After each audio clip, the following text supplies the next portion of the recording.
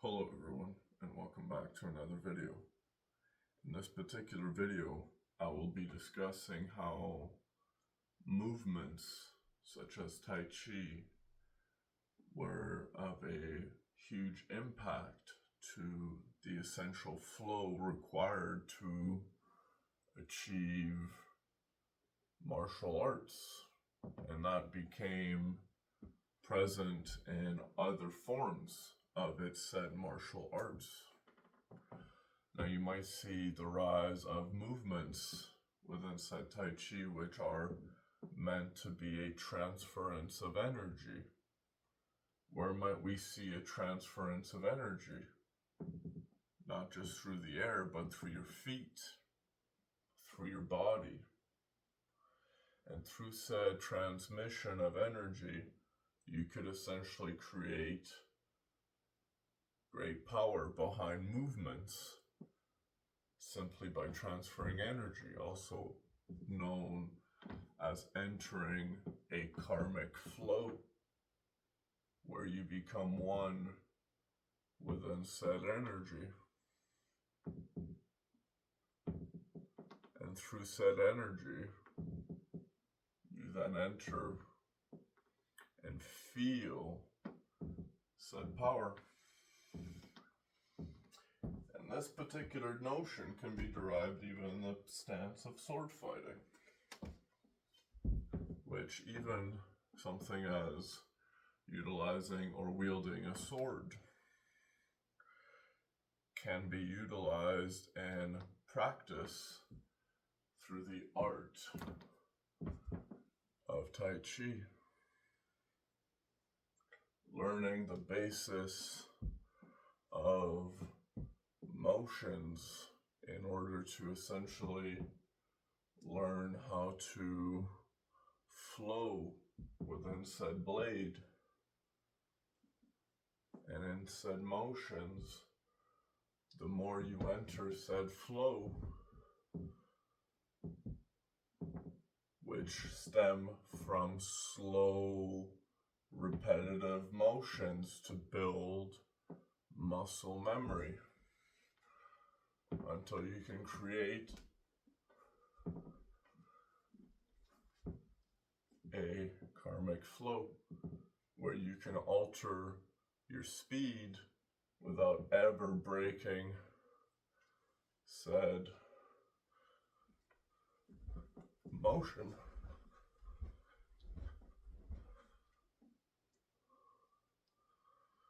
And through said karmic flow, you begin to learn to control the basis of your muscle memory.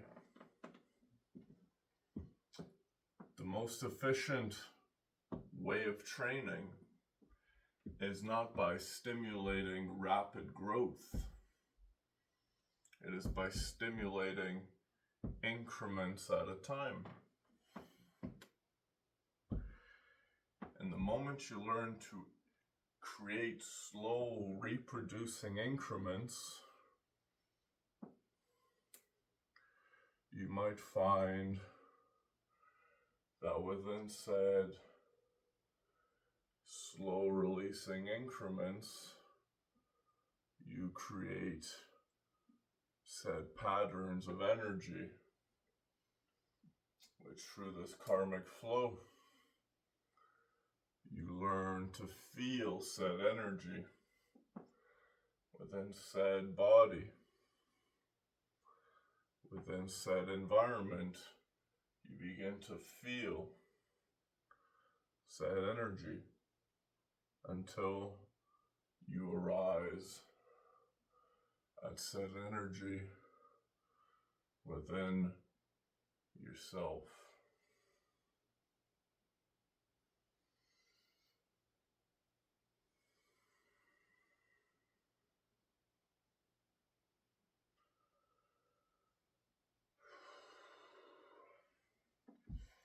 And this particular process of practicing Tai Chi is not just beneficial in the meditative aspect of things, because at first you start by focusing on the motions, which you must focus on said motions. But then as your body learns to memorize said motions, you enter now your mind, where your body is in its muscle memory. And now in its muscle memory, it is on autopilot. But now stems a new discipline, the mind. And in the will to act, do you keep your mind quiet, allowing you to truly focus on said movements, entering the autopilot of the muscle memory? And the slower you can learn to build the exact same motion, well then eventually the faster you may create said motion, until you can create said motion with very minimal movements.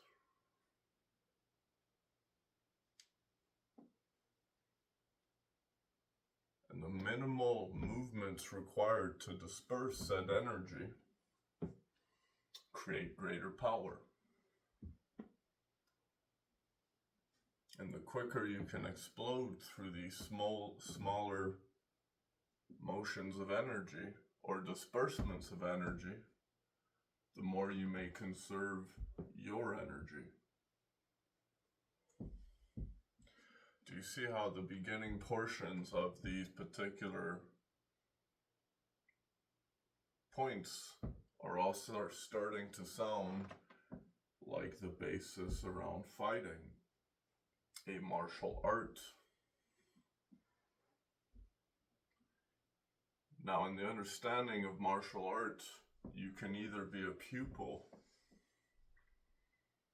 or you can be the master. At which point do you stick to your master style? And at which point, as a pupil, do you develop your own style of your martial art? Developing your way of fighting. And in your teaching to yourself, you may find a way to teach it to another. And within said basis of fighting, you would find that Tai Chi itself is not a violent practice, but it is simply a peaceful way of repeating said motions that would essentially put you through the same motions as fighting, but you would do it in a slower way to hone in upon yourself. It's easier to ride a bike going fast. It's much more difficult to ride it slowly because it requires balance. And you might find you might have a lot of balance moving quickly. But how much balance may you find in the slow motions where you must now stabilize your body to create said motions? And the moment you learn to stabilize in these slow motions of taking a weak transition into a power stance, resulting in the shift of energies, resulting in you building said karmic flow. And the more you enter said karmic flow, well then you enter the dragon